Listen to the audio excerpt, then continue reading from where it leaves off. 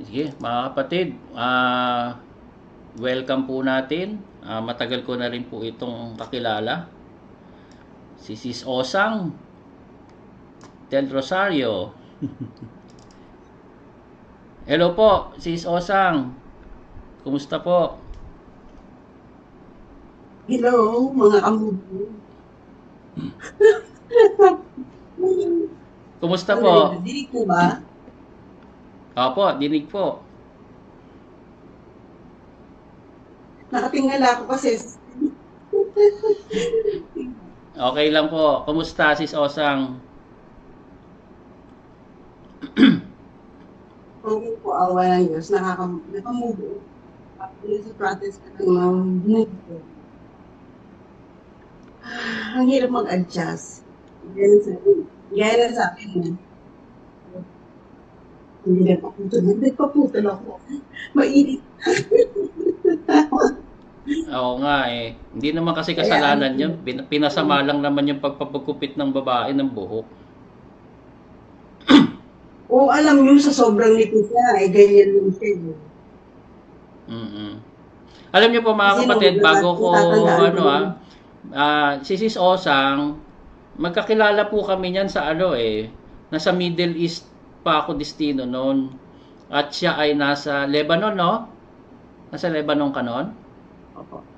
Yon, nasa Lebanon po siya. That was 2006, 2007, mga ganun, no? 2008. 2008, o yon. Hanggang Tapos, 2017. nung nandun ka, ilan lang ba kayong kapatid nun doon sa Lebanon? Ang naabutan ko, meron po silang mga 7, kasama dun yung nandyan napunta.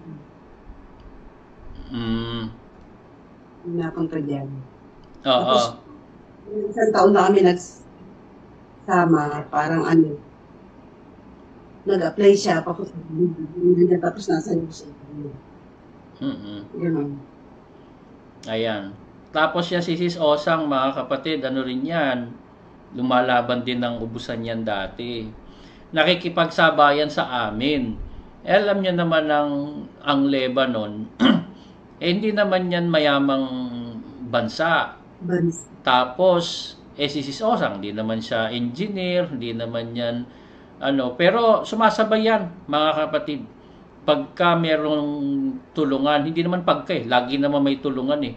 Basta't may target kami noon. Kasama yan. Lebanon, kasama yan si Sis Osang. Sumasabayan sa amin. Kaya rin yan. Ubus din yan si Sis Osang. Kilalang kilala rin yan ng mga KNP. Kilalang kilala rin yan. Sige Sis Osang, bigay ko na sa iyo ang pagkakataon.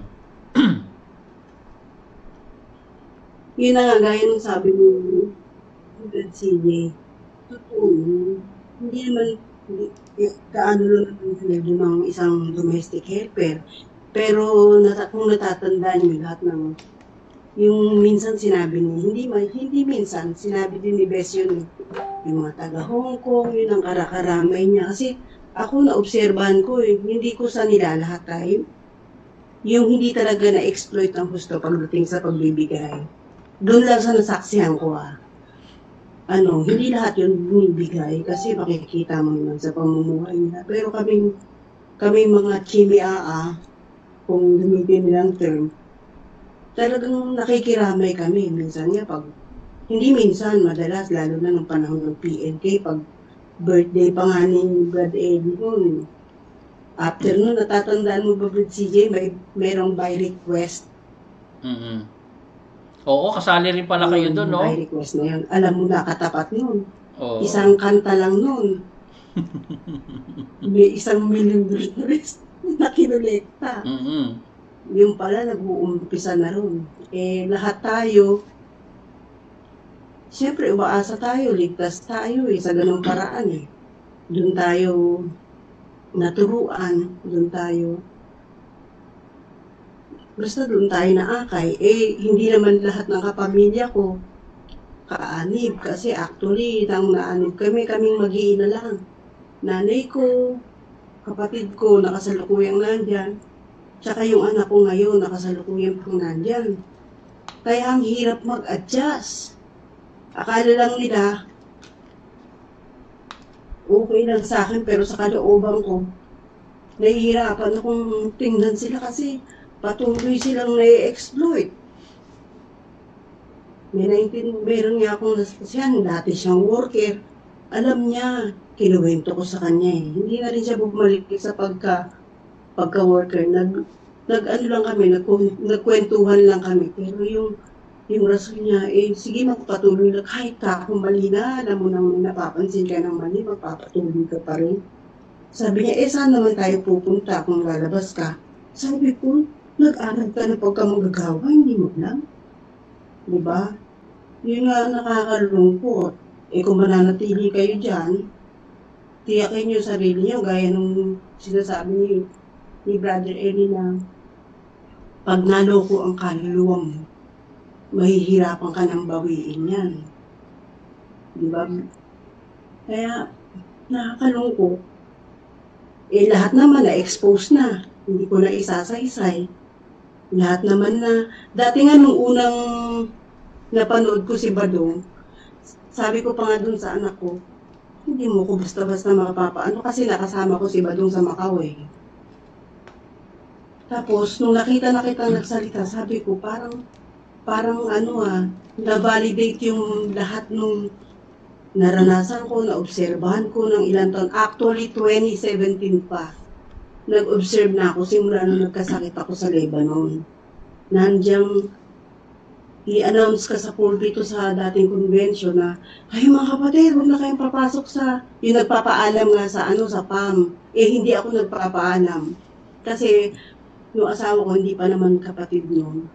Ang alam niya, pag nagtrabaho ka, tsaka alam mo kasi si Osang na alam mo, hindi ka papayagan eh. Kasi para lang alam ng mga kapatid, no? Kasi lalo yung mga hindi nakakaalam. Pagka kasi DH ang trabaho, mahigpit po ang iglesia. Hindi basta-basta pinapayagan. Maliban na ang pupuntahan, halimbawa, Hong Kong, at meron kang nasa contract mo may once a week na day off. Or ang employer mo kapatid.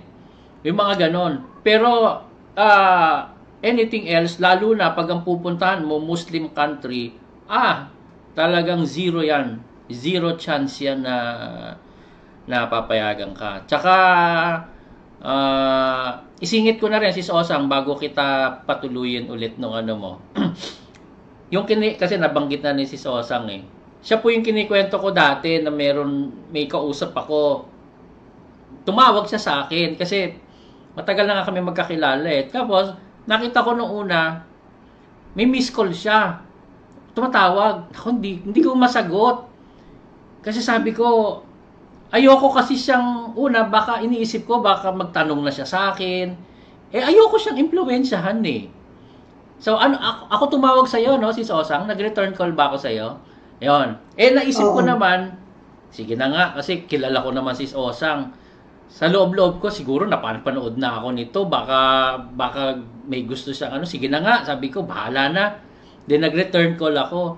Nung kausap ko siya, naramdaman ko, wala siyang alam. Nangungumusta. Tapos nagtatanong ng trabaho dito.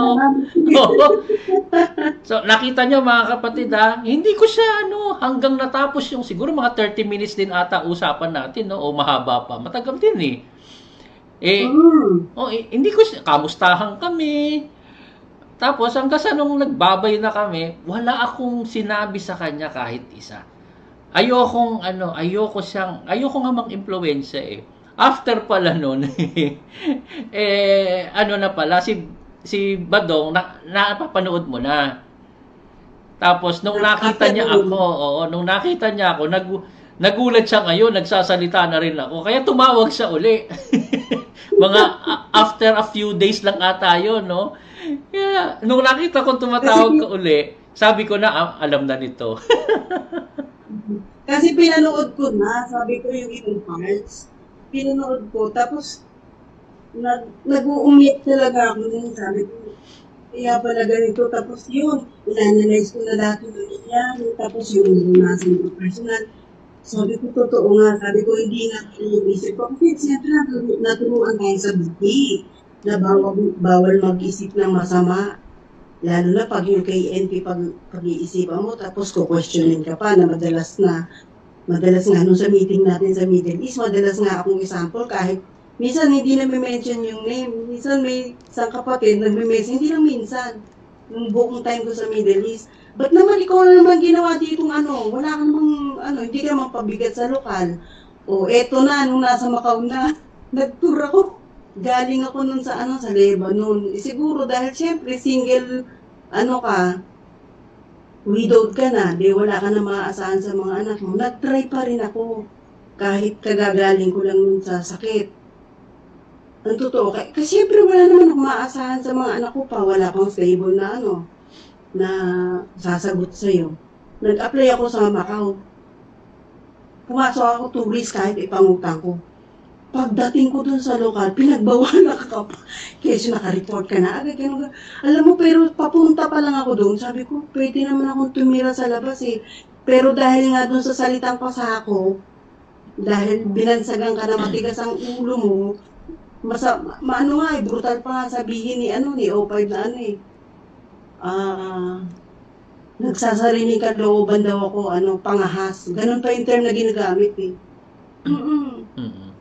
Ganon, tiniis ko yun. Sabi ko, ba't kaya ganon? Kaya alam mo, nung nasa lokal ako ng Macau, madalas twice akong inatake dahil emotionally stress ako. Nilalabanan ko yung sarili kong kalooban na nararamdaman ko.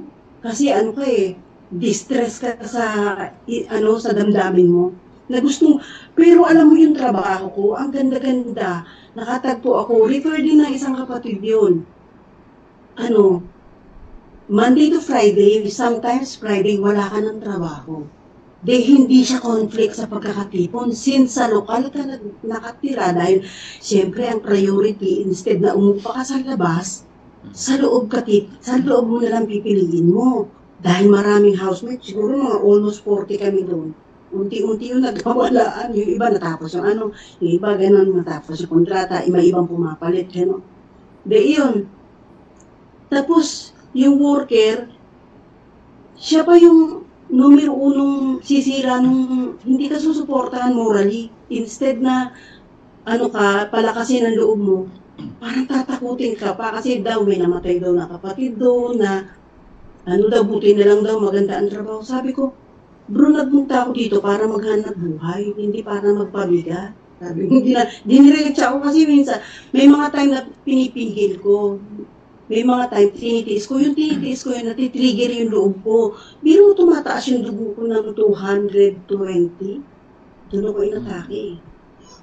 Sa Lebanon yung kapupuyat na yun. Kasi iba yung oras na pagdalo natin, tapos kinabukasan, trabaho ka buong maghapon. Although sa labas na ako nakatira ng, siguro 2 years yung kontrata ko, tapos yung the rest na 7 years, sa labas na ako nakatira. Ganun nakakadalo na ako ng pagkakatipon. Unlike sa Macau na free ka, kasi lahat ng oras nandun. Tapos ganun pa yung worker itatrato sa'yo, ganun pa.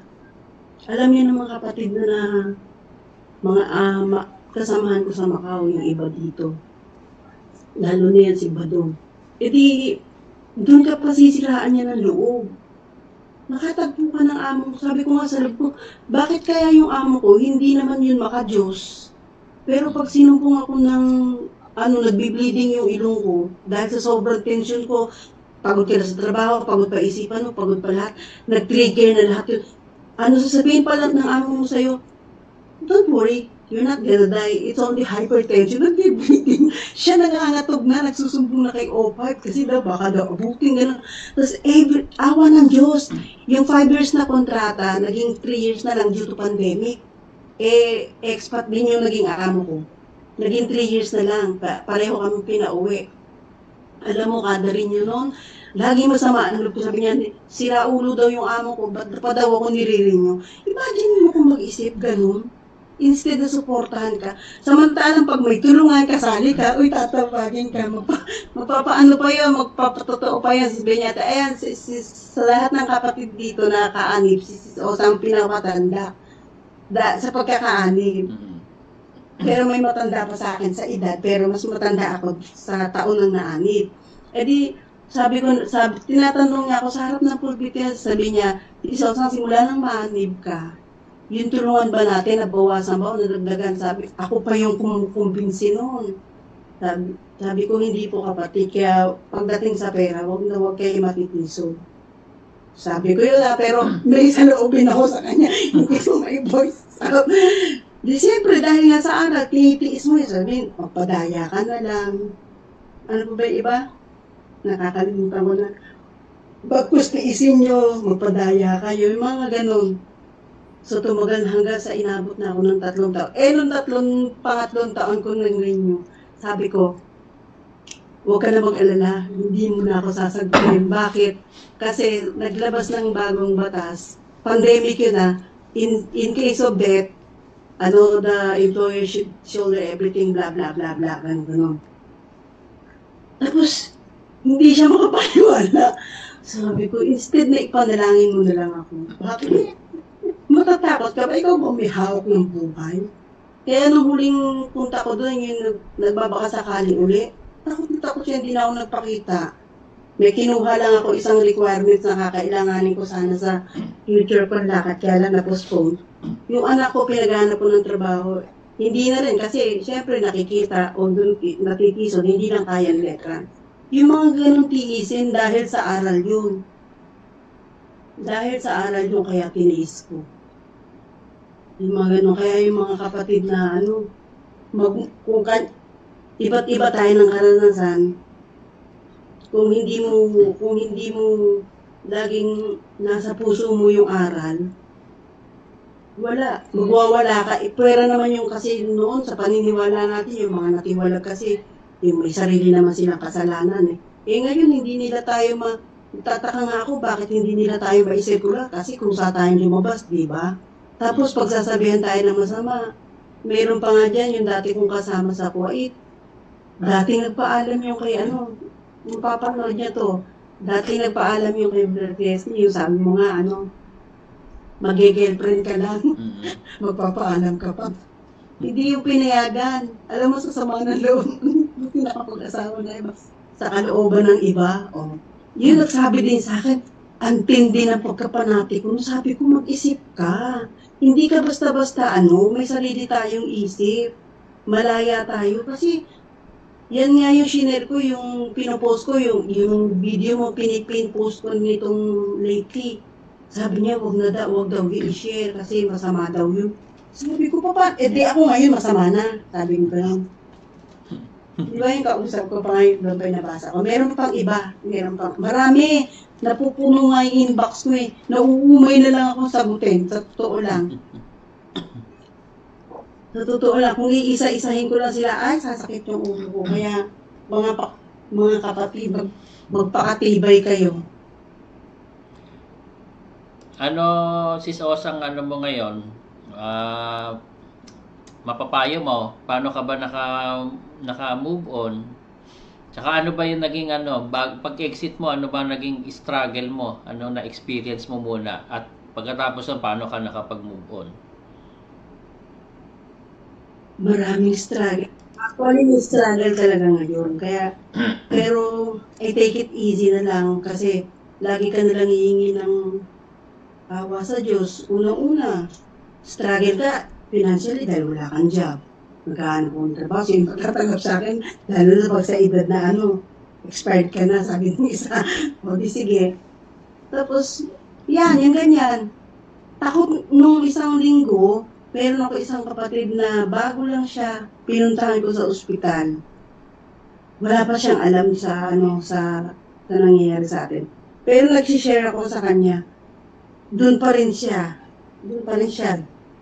Nananatili pa rin siya. Naawa ako. Siyempre, hindi naman lahat. Malawak yung pag-iisip. Tapos, yun nga, natamna ng takot, na gaslight, na guilt trip, lahat yan. hindi nila alam na nakunto na tayo. Okay lang, sabi gano'n. Kung diyan ka naman, dito naman ako maliligtas, gaya nung sinabi mo kanina, earlier. Pero naman, natrap na, dahil nandun na. Huwag ka na lumayo, yung kapatid ko na lang, natrap na rin doon. Tapos yung anak ko, alam namang hilahin ko. Pwersa ko, nung umanid naman yun, nagpusa naman yun. Lumaki kasi sa KNC yun eh.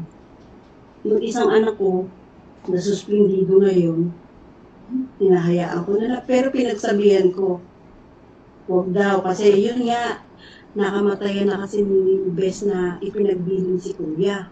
Kaya possible ba na na yung namumuno ngayon eh, magkamali? Na-expose naman na lahat eh. Kayo na lang ang makinig, hindi ko na kailangan isa-isa dahil nasabi niya na lahat eh. Ganun ka rin. Nag-expose ka rin. Noong mga pa nga natin, pag nag-uusap, sabi ko, panalangin na lang natin na sana magising yung mga KNP. Sabi ko, huwag ka nang umasa. Nakita ko yung tsura, hindi ko kanya. Oo, sabi ko kagad sa iyo, huwag ka nang umasa. Oo. Huwag ka nang umasa. Tapos, huwag ka nang, sabi ko, oo nga, kaya sa lahat, ipagpapasa Diyos na lang talaga natin. Dahil, kagaya niyan, yung may isang tinitret pa nga, parang demonyo boses yung kay, sino ba yun? Si Doc J. Kasama na yun. Kaya ito, pagkatapos ko dito magsalita, tingnan natin kung sino yung magtitret sa akin. Kapitbahay ko lang yung group servant namin. Alam nyo, mga kapatid, ito lang po, huwag kayong matakot sa pang-threat. Why? Kasi, hindi naman, may paraan po kasi, mga kapatid. May paraan naman para makapag-expose ka na hindi ka naman bibigyan ng mga threat, ng mga death threat. Kaya, katulad sa akin, ano bang pinersonal ko? Wala naman akong pinersonal. Wala naman akong sinira ang tao. Kaya anong ite-threat sa akin? Kahit isumbong nyo kay Meta, kay Facebook, kay YouTube, anong irereklamo nyo sa akin? Wala naman. Kaya may paraan naman. Kaya nga ako, tutol ako pagka personalan ng dahil protektado kasi ng batas pagka na personal ka. Kasi ini-invade mo na ang pagkatao at privacy ng kapwa. Ang bawat isa sa atin, pinoprotektahan yan mismo ng batas. Kaya, hindi ka talaga kakampihan ng batas pagka meron kang sinira ang kapwa mo. Pero ang pinag-uusapan lang naman natin, tunay na aral. Kung meron man tayong ini-expose yung mga exploitation, masasamang mga pamamalakad, pag-control sa atin, ano ang mo ron? Immorality wise, totoo naman yung mga sinasabi natin. Kaya nasa paraan lang naman. Huwag kayong matatakot kung may maririnig kayong iba na binibigyan ng mga threat. As long as nagpapakabuting tao tayo, as long na wala naman tayong inaapakang kapwa, kung meron mang mag-death threat sa atin, meron naman, meron tayong, may mga kapatid naman tayong abogado na Exeter din, tutulungan tayo. Kung kailangan man ng legal battle. Pero hindi na kailangan umabot sa ganun eh. Dahil nga kung wala ka naman pinersonal, wala kang siniraan, walang, mabuti lang naman ang sasabihin natin, ano ang ibabanta sa buhay natin, mga kapatid. Kaya okay matakot pagka ganun. Hindi ko naman sinasabi sa inyo, huwag tayong matakot at pagmumurahin na natin sila lahat. At hindi naman tayo ganun, mga kapatid. Huwag kayong matakot dahil hindi naman sa atin gagawin yun. Maging mabuting mamamayan lang tayo, mabuting tao tayo, walang magiging threat po sa atin, mga kapatid. Sige po, si Sosa. Gaya nung sabi niyo, bro, yung kanina, nag-research nga ako, sabi ko, di ba, naaral na rin sa atin yung brother yung tungkol sa yung pagpapasakot sa gobyerno ng tao. Ano ba talata yung Roma 13:1. Ang bawat kaluluwa ay pasakop sa matataas na kapangyarihan sapagkat walang kapangyarihan na hindi mula sa Diyos. At ang mga kapangyarihan gawin lang ng Diyos. Yung kagaya nga nung halimbawa, nagsasalita ka ng nag-e-expose ka lang naman, eh hindi naman against the law, yung kagaya nakakasuhan ka ng cyber libel, di ba? Ang totoo, na-exploit tayo, nadaya tayo. Pero yung aral dala-dala natin, kasi nung simulain naman talaga ni Bes, tunay yun, di ba, Brad CJ?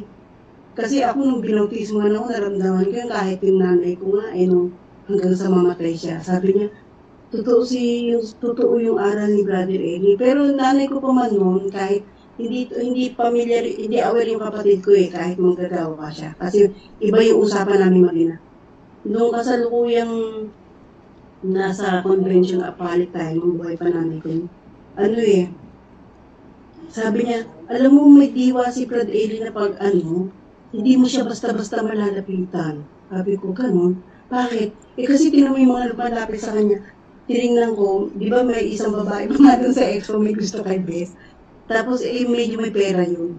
Sabi ko, siguro sa pera siya tumitingin. Nanay ko yun hindi pa wala pa sa hinagap natin na magkakaganit tayo. Kaya naalala ko yun, sabi ko, parang nagkatotoo yung sinabi ng nanay ko. Pero, Diyos na rin ang bahala sa kanya bumato, di ba? Both Bes and nanay ko. Nakakalungkot na yung mga nangyayari sa atin. Pero yung tinuho niya, nung sa simulain, dala-dala natin yung kaya nagkakamali yung iba nahahatol sa atin basta-basta na magpapakasama ka, hindi ka na makakagawa ng mabuti. Actually, last time nga, mayroong kapatid doon na ngailangan. Napuntahan ko, may pinuntahan ako sa ospital, tapos nasilip ko siya. Isa siya sa mga LKD, hindi siya nagpakita sa akin. Takot magpakita. Pinagmasdan ko lang siya ng malayo, sabi ko, kawawa naman to. O ngayon mo sasabihin na ang Exeters, wala na pagkakataong makagawa ng mabuti. Kasi nasikaso ko yung kapatid Kahit labas ka na di ba?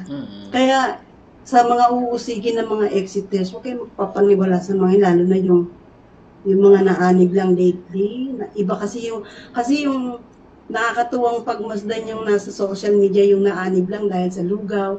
Samantalang tayo nung naanib nung una, aral talaga, di ba? Hindi lang naman pinunta natin yung yung may kainan lang naman nun, yung Bible Expo. Pero yung doktrina, nung umpisa, wala. Nung sa bahay-bahay pa kami, si Brad Sani pa nga yung, yung nagdoktrina sa akin, tsaka si Brad Dino Hilario nung nabubuhay pa.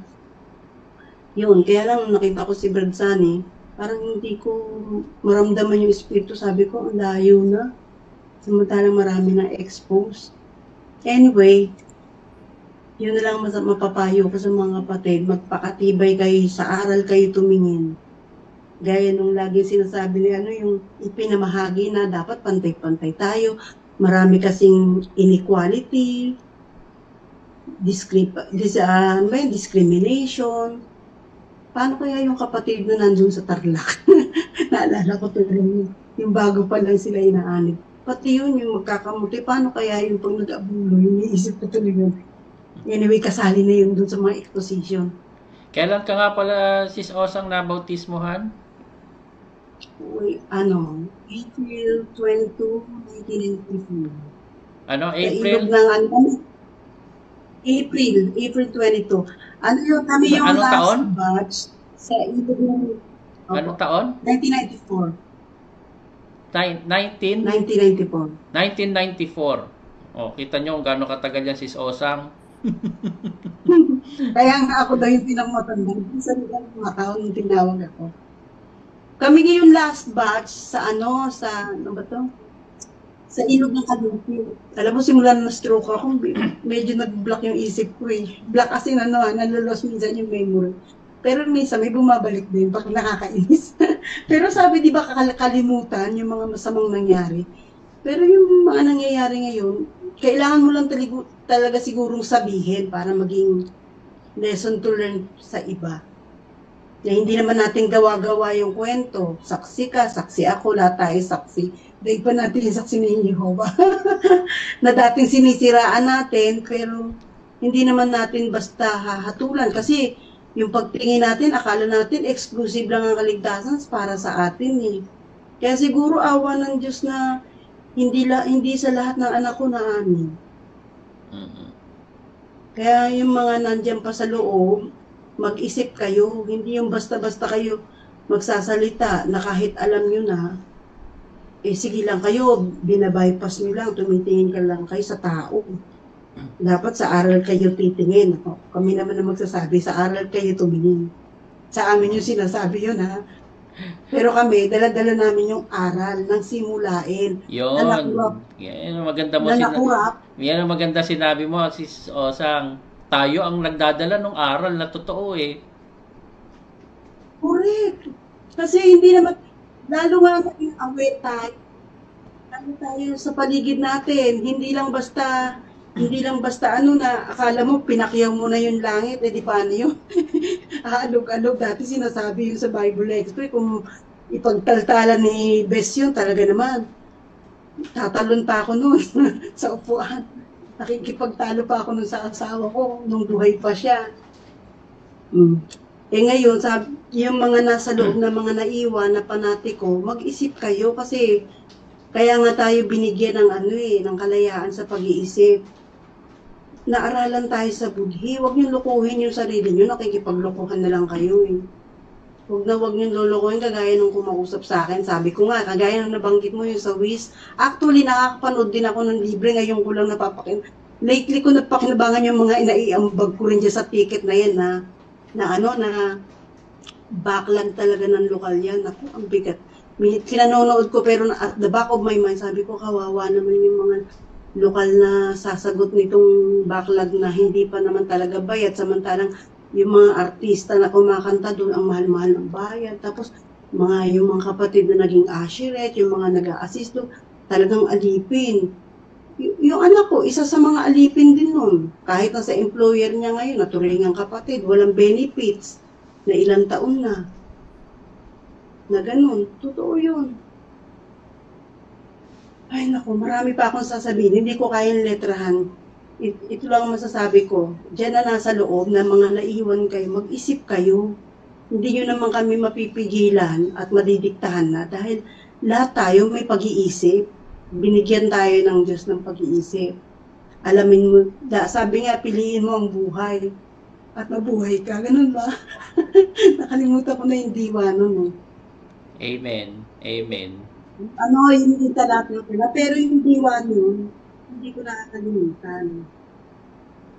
Dati nga, natatandaan ko yung lagi binabasa ni Bes no, sa lumang sentral pa tayo, yung Jeremias 30:19 ba? Kung di ako nagkakamali. Tama ba yung CJ, yung talata? Yung hindi naman talaga sa atin natupad yun. Na kiniklaim lang. Diba? Paulit-ulit yung binabasa. Sa sa lumang sentral pa yun. Yung may dalawang ganun, yung parang akala mo, dalawang tableta ni Noy, na 10 utos. Pero pinasulat yun na laging binabasa yun ni Bes. Tapos kalaunan, sabi ko, sayang, nakurap lang. Talagang totoo, nakurap tayo. Spiritually, nakurap tayo. Financially, nakurap tayo. Yung buhay natin, nakurap tayo. Pero laban lang. Laban lang tayo. Kasi iniyak ako na kaya ayoko na umiyak, ngiti lang ako.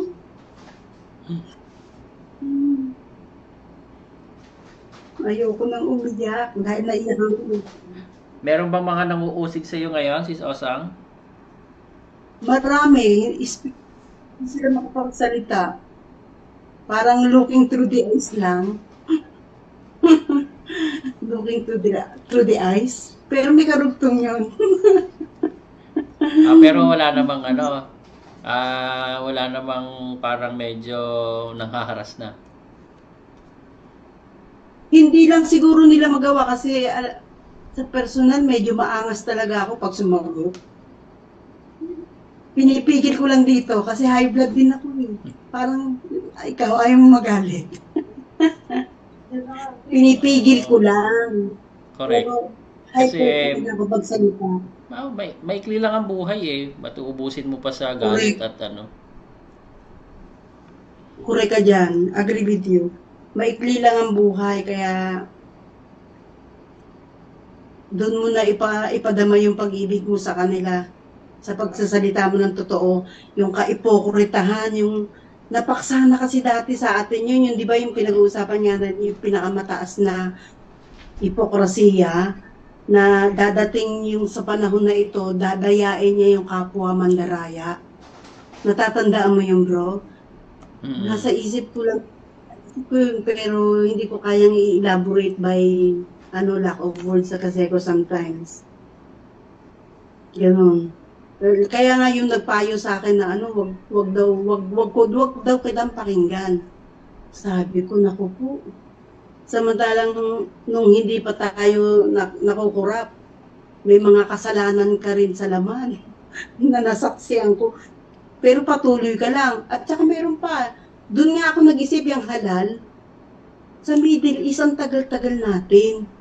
Nung sinasabi yun at pinaiimbestigahan yun ni Besto, walang dumating na report, sabi ko, sige, sundin na nga lang, total. Wala naman akong pang-Jollibee palagi. Ganun, pabor na rin ako doon. Tapos yung 10 taon na lang, huwag niyang pag-aralin. Pabor din ako doon dahil sa kahirapan, hindi ko kayang pag-aralin yung mga anak ko. Sa totoo lang, pabor din ako doon. Pero nung nagtayo ng La Verdad, yung isang anak ko nga nag-inquire doon, nasiraan ng loob kasi hindi daw qualified yung grade niya kasi mababa na. Tapos, yung anak mismo nung leader natin, hindi rin pala nag-aaral doon. Sabi ko, napaka-unfair talaga ng practices. Di ba sabi, practice what you preach? Pero bakit iba yata? Oo, totoo yan. Correct, di ba? Meron nga akong alam na Exeter na rin yon. Isa sa kinatisuran yan. Hindi ko na masyadong i-elaborate para hindi naman ma-identify yung mga kapatid. Pero to cut the long story short, na-discriminate, nagkaroon ng issue doon sa royal family na estudyante. Kaya diniscriminate yung KNC. Kaya ayun, nakita nilang hypocrisy rin, exit na rin silang buong pamilya. Kaya ganyan sa La Verdad na yan. Meron pa marami. Yung isa naman kinaliwa ng asawa. Ang dahilan lang, isa sa mga dahilan hindi lang daw nabigyan ng bulaklak. Sabi ko, justifiable ba yun? Pwede na siya mga liwa dahil nakalimutan na bigyan ng bulaklak. Ang sumagot nun kay NP, sarap batukan. Kung tao lang yun kung ano lang yun, kung katropa ko lang yun, binatukan ko na yun. Kaya nga nababadsagan akong masyado ka maangas. Kasi paminsan, brutal ako magsalita. May kapatid niya minsan natisod sa pag-uusap namin ni O5. Kasi brutal magsalita. Di kami dalaw sabi ko, huwag niyo maintindihin yun na kami lang yun. Kami, lalo na ng buhay po si Bagjan Magaway. Natatandaan mo yun? Nalungkot nga ako Wala yun Kasi kaututan dila ko din yun Marami yung kinukwento kaya na-expose na Yang Sis Osang, mga kapatid, kahit kay NP, dinediretso yan. Straight talk yan kahit kay NP. Totoo yun kasi kilala ako ni O5 personally. Pero nung nagkasakit ako, hindi man lang ako bakit ka ba nagpipilit na magtrabaho? Hindi, instead na kung talagang lilingapin ka nila, pero hindi naman yun ang hinahanap ko dahil gusto ko talaga magtrabaho. Hindi ako naghahabol sa, mayroon talaga ibang kapatid. May ganun talaga pangyayari. Ang ipinasok lang sa loob, pakinabang. Totoo yun. Pero karamihan sa atin, napakinabangan. Actually, naging bilyonaryo nga sila na kinalulungkot natin anong araw pag iniyakan tayo. Pati ko, nakikiyak, nag-iisip ako kahit sabihin na, kaya totoo yung sinabi ni Sis Luz na, sukat ipangutang mo yan, pag nilapitan ka ng nangangaral mo, hindi mo pwedeng hindi tanggihan, walang yaka. Totoo yun, mangungutang ka. Kahit hindi ka kayang pautangin. Kung may credit card lang na available ako noon, iuutang ko, pero hindi ako dumating sa nangutang ng credit card. talagang literal na financial, hindi credit card. Di ba? Yung nasa yun na, isasaing mo na lang, ibibigay mo pa, ganun katindi. Kaya pag kinwestiyon ako ng asawa ko noon, sabi ko, mo pakilaman. Doon ko naman pinapairal yung pananampalataya na magpakalalaki kahit doon ko hindi ginagamit sa asawa ko, yung walang katwiran, walang alam. Biro mo, nagamit ko yun. Yung anak ko nakikinig ngayon, hindi yung kapatid. Sinabi niya nga noon, nung ginagaya tayo sa bubblegum, sabi niya, alien ka na naman, ganyan, ganyan. Marami na siya napapansin, pero pinaglalaban ko yun dahil hindi siya makasagot sa akin. Nanay ako, alam ko yung ginagawa ko, bla bla bla. Pero eto ngayon, nung malaman ko, sabi ko, paano kaya? Ipapaliwanag ko sa mga anak kong hindi pa kapatid. Paano yun? Alam ba nila yung struggle na yun? Yung nandyan sa taas ngayon, tsaka yung mga opisyalis, yung mga worker, alam ba yun?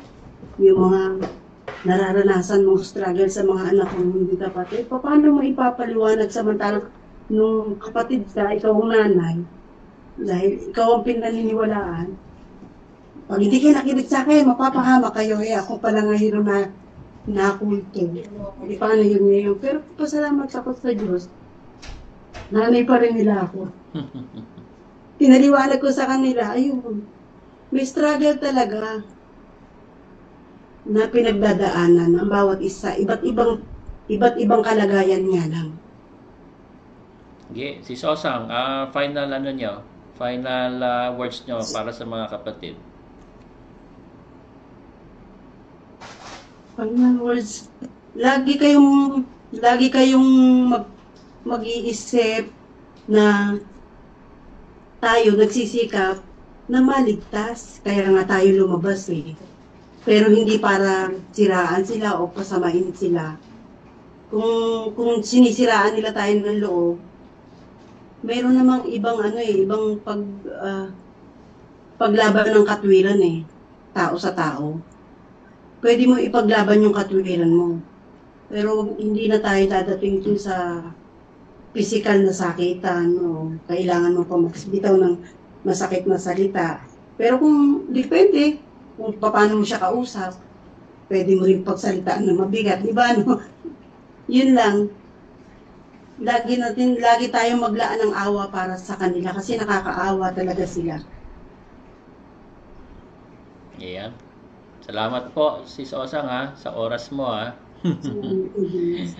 Salamat sa Diyos. At sana ay patuloy po kayo na magsilbing halimbawa rin sa mga kapatid, sa ating lahat, na actually marami tayong mga kapatid matututunan po sa lahat po sa atin.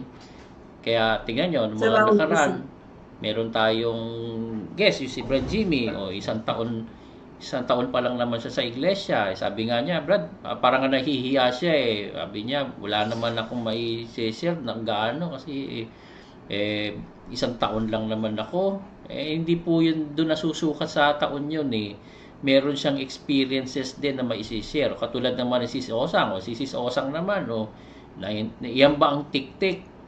1994. Ilang years na 31 years na nagtik-tik. Wala rin maipupuntos dyan kay Sis Osang. Kung meron mga kasiraan, lahat naman tayo tao Wala namang perfecto. Lahat tayo may kasiraan.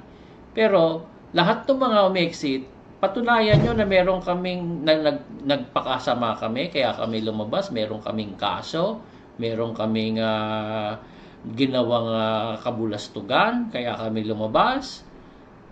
Yun nga sabi ni si Sosang hinihintay niya magtiwalag mag-circular ba't di tayo sinisircular lahat para ipakita yung pangil di ba? Para ipakita yung pangil ng pangasiwaan. Noon kasi yan ang pangil ng pangasiwaan para magsilbing halimbawa sa lahat. Kaso nga naman, paano mo nga naman ititiwalag? Paano po ititiwalag si Sosang? Ano ang kasalanan niya? Paano mo ititiwalag si Brad Wally? Ano kasalanan niya? Paano mo ititiwalag si Brad Jimmy? Ano kasalanan niya? Paano mo ititiwalag si Scott? Ano kasalanan niya? May seat siya. Wala Anong si-circular niyo sa amin? Yan ang makikita nyo mga kapatid. Na kaming mga lumabas Hindi kami lumabas dahil nagpakasama kami o ayaw na namin gumawa ng mabuti. Lumabas kami dahil may nakita na kaming mga pagkakamali dyan sa loob. Na number one na ay yung hypocrisy na nangyayari po sa loob ng iglesia. Kaya lumabas na kami. Napakataas ng hypocrisy. Opo, correct. Kaya sige, mga kapatid, Sis Osang ha, salamat ulit sa oras ha.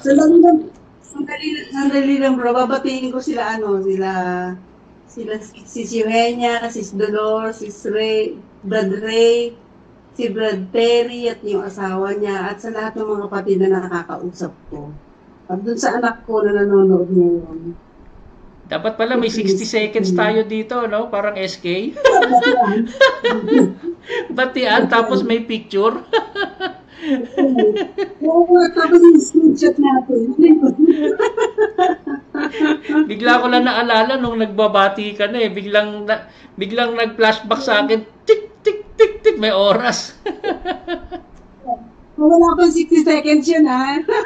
Oo nga, wala pa 60 seconds eh. Kinilabutan ako eh. Naalala ko yung SK eh. Pag-game na lang. Nakakatulugan ko na nga yun eh. Kasi pag sa lokal ka nakatira, walang excuse doon. Kaya alam ko lahat ng gano'n.